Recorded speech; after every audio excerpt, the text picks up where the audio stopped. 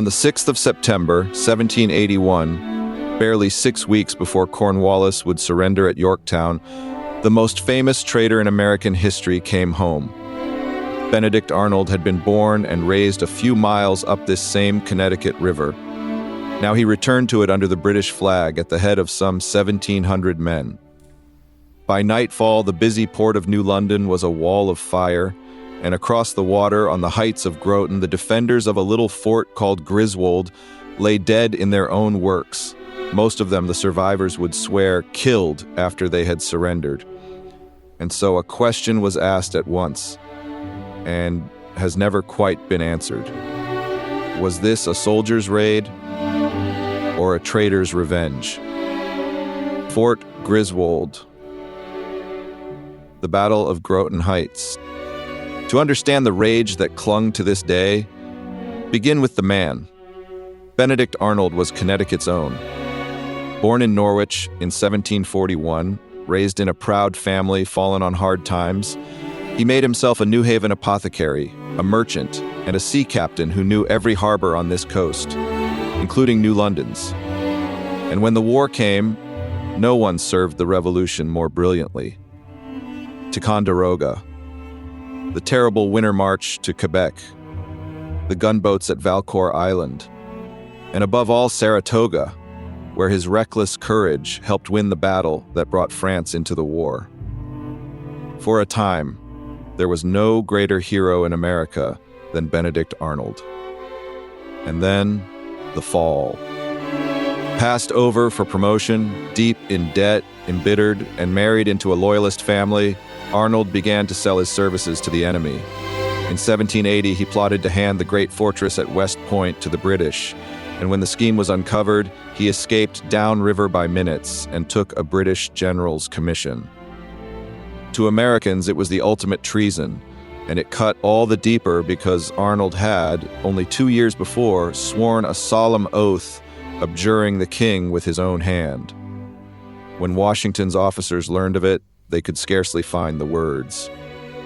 I beg leave to congratulate your excellency on the happy discovery, but am struck with astonishment at the horrid treason. Major General Nathanael Greene to General Washington, the 26th of September, 1780. By the late summer of 1781, the war had swung south. Lord Cornwallis had dug his army in at Yorktown on the Virginia coast. Washington and the French, feigning a blow at New York, slipped quietly away down the roads toward the Chesapeake, while a French fleet sealed the bay behind them. Trapped and hunted, Cornwallis waited. And in New York, the British commander, Sir Henry Clinton, cast about for something, anything, that might pull Washington back to the north. He wanted a diversion. He found one on the Connecticut coast. New London was no random target. Its deep harbor, set halfway between British New York and the open sea, had become the busiest privateering base in New England, a nest of armed ships that preyed on British commerce and dragged their prizes home to be sold. Its warehouses were swollen with captured goods, above all the fabulously rich cargo of a ship called the Hannah, taken only weeks before. To the British it was, in a Loyalist paper's phrase, the very magazine of America. And no man alive knew its wharves and warehouses better than the Connecticut sea captain who now sailed against it. This is the knot at the center of the story. Arnold's own report of the raid is a cold, professional document. Ships, stores, cannon, powder. It speaks the language of strategy, and nowhere does it speak of revenge. The target made military sense. The diversion made military sense. And yet, of all the king's officers, it was the traitor from Norwich who was sent to burn his own countrymen, and who chose, or was chosen, to strike the one town he knew in his bones. On taking possession of Fort Trumbull, I found the enemy's ships would escape unless we could possess ourselves of Fort Griswold. I therefore dispatched an officer to Lieutenant Colonel Eyre and requested him to make an attack upon the fort as soon as possible. Brigadier General Benedict Arnold, in his report to Sir Henry Clinton, the 8th of September, 1781. The ships came down on the tide before dawn. Arnold had hoped to slip into the harbor in the dark and take it by surprise, but the wind turned against him and held the transports off the mouth of the river until well after sunrise. At about 10 in the morning, the troops landed on both banks at once, some 1,700 regulars and Loyalists in 2 divisions. Arnold himself led the western column against New London. The eastern column, against the fort on Groton Heights, he gave to Lieutenant Colonel Edmund Eyre. On the New London side, there was almost no defense. The little water battery at Fort Trumbull fired a single volley, spiked its guns, and its handful of men rowed across the river to join the garrison at Griswold.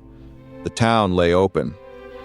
There had been only a few hours' warning, and confusion did the rest. The alarm guns misread, the militia slow to gather, families fleeing into the fields and woods with whatever they could carry. The soldiers put the torch to the stores along the water, then to the houses, and the fire leapt to the shipping at the wharves. Before the day was out, some 140 buildings had burned. Homes, churches, the courthouse, the jail, and more than 100 families had lost, in the words of the local paper, their all. Across the river, the real fighting was still to come. Fort Griswold crowned the high ground at Groton, an oblong work of earth and stone, its walls 10 or 12 feet high, ringed by a ditch and bristling with sharpened pickets. Its heavy guns pointed out over the water, toward the ships they had been built to stop. But the blow was not coming from the water. It was coming up the back of the hill, over rough pasture, on foot. And against that, the fort's great river guns were so much dead iron. Inside were perhaps 150 men. Marching toward them were some 800. And those 150 were not soldiers in any ordinary sense. They were the men of Groton and New London, farmers, tradesmen, sea captains, and boys, most of them neighbors, and a great many of them kin. Captain Hubbard Burroughs left his oxen standing in the field, rode to the fort, and died on its parapet, leaving a widow and 10 children.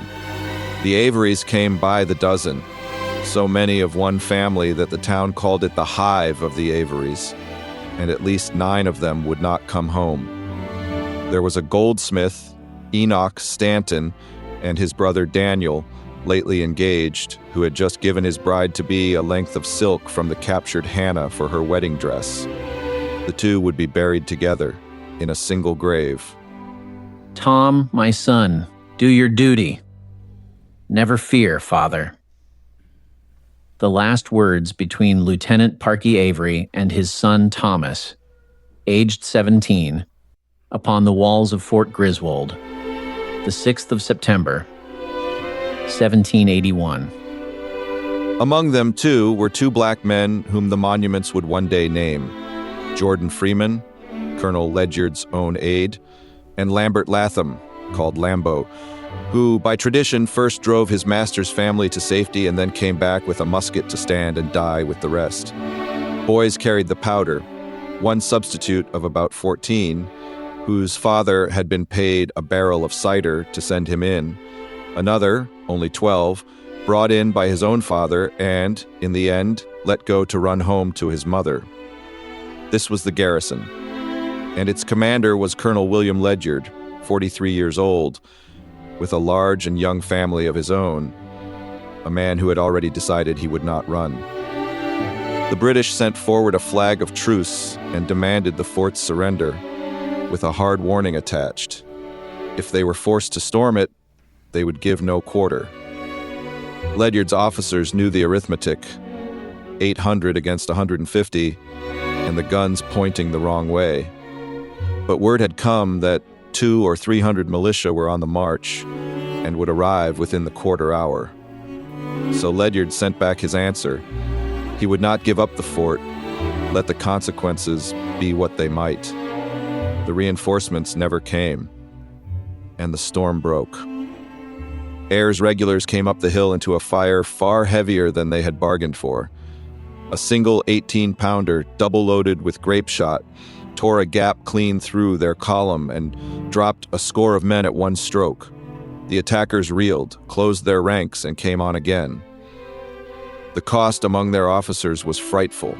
Colonel Eyre himself was struck down, wounded, before the walls, and storming the works, the second in command, Major Montgomery, was killed outright, run through by the tradition of the fort on the spear of Jordan Freeman.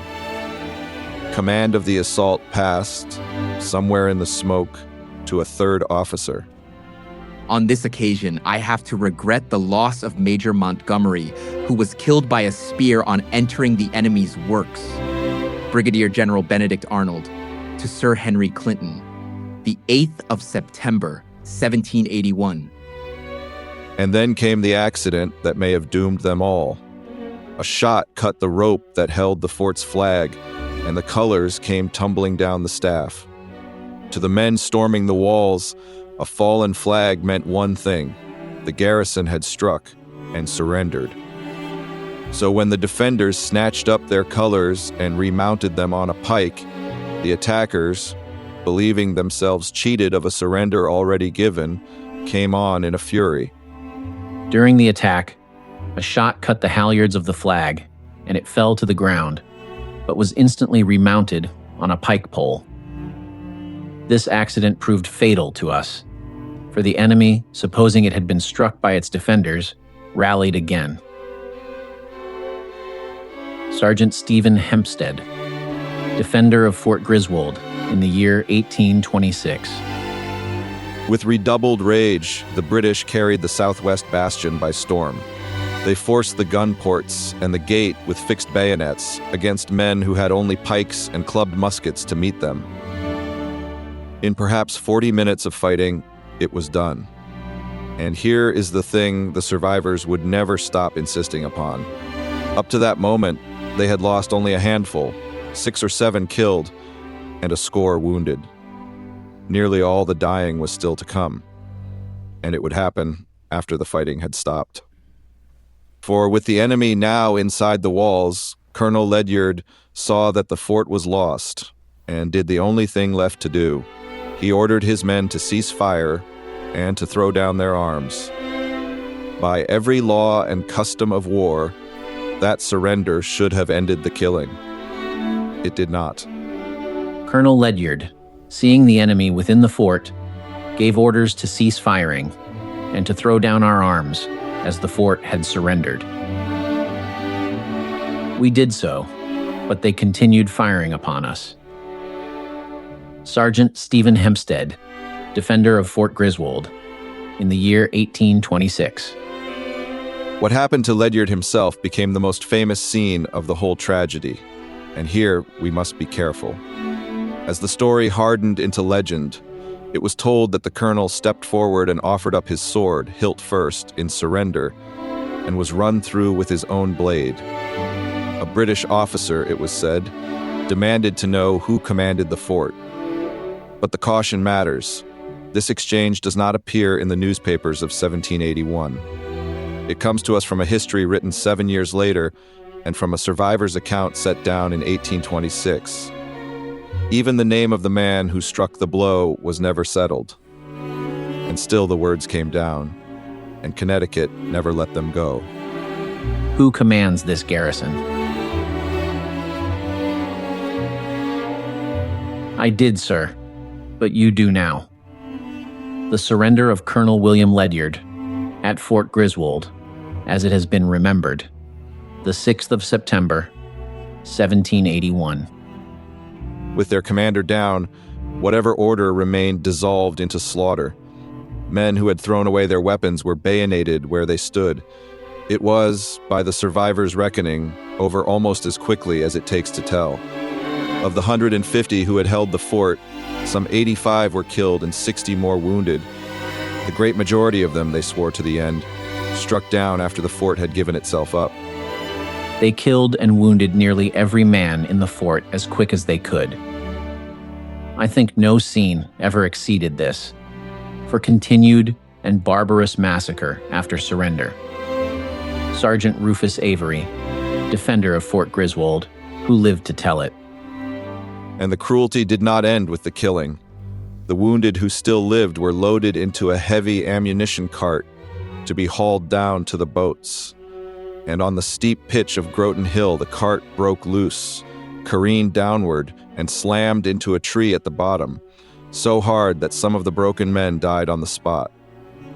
Those who survived that were left through the night and at last carried into a farmhouse at the foot of the hill, the home of Ebenezer Avery, where they were laid on the floor among their dying neighbors. To the Americans, this was simple murder, and they said so in print within the week. But the British and their Loyalist allies told a very different story. In New York, the King's own newspaper cast New London as a den of pirates that had at last been given its due, and turned the killing at the fort into an act of mercy, granted, it claimed, only when the rebels begged for it. They were compelled to beg mercy, which, being the darling attribute of Britons even to a fault, they spared the caitiffs. From Rivington's Royal Gazette, New York, in September 1781. So, who was to blame? On this, in honesty, the evidence will not give a clean answer. No written order to give no quarter has ever been found. Arnold was across the river the whole time, and later claimed he tried to call the attack off once he saw the fort's strength. But his messenger, he said, arrived a few minutes too late. The likeliest truth is uglier and far less satisfying than a villain's command. A storming party that had just lost many of its officers, maddened by the fallen flag, its leaders dead or wounded, and its discipline gone at the very moment it broke into the works. And afterward, no one, not one man, was ever called to account for what was done there. 6 weeks later, it was all swept aside. On the 19th of October, 1781, Cornwallis surrendered at Yorktown, and the war was as good as won. Against a victory that grand and that final, a burned town and a butchered garrison on the Connecticut shore simply vanished from the national story. The country had its triumphant ending.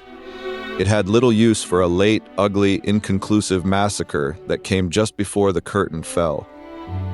But Connecticut did not forget. It could not. Within a generation, the people of Groton had begun to gather at the fort each September to preach and to mourn, and in time they raised over the ground a great obelisk of local granite, its cornerstone laid on the anniversary in 1826 and dedicated 4 years after. It was built not only to honor the dead, but to name, in stone, the man they held to blame. In memory of the brave patriots who fell in the massacre at Fort Griswold on the 6th of September, 1781, when the British, under the command of the traitor Benedict Arnold, burnt the towns of New London and Groton and spread desolation and woe throughout this region. From the Groton Battle Monument, raised by the state of Connecticut in 1830. And in time, the memory grew more honest than the myth. The roles of the defenders were widened to name not only the men who died, but the wounded, the captured, and the freed. And to keep, where the national story so often erased it, the memory of Jordan Freeman and Lambert Latham, who fought and fell as free men beside their neighbors, and of a Pequot man taken prisoner that day. The dead of Fort Griswold were a whole community, in all its colors, and Groton chose to remember them as one. Why, then, did the rest of the country forget? Part of it is timing. Yorktown swallowed everything around it. Part of it is discomfort. A founding story built on triumph has little room for an atrocity with no victory in it. Part of it is simple geography. This is a state park and a local memory, not a great national battlefield. And part of it is Arnold himself. The traitor became the whole country's villain, a symbol grown so large that, in the end, he came to eclipse the very people he had left dead upon the hill. So, a raid or a revenge? After everything, the fairest answer is that it was both, and neither, and that it refuses to be forced to choose. There is no document in which Benedict Arnold names revenge as his purpose. The raid was conceived as strategy and carried out as strategy until the last 40 minutes tore free of anyone's intent.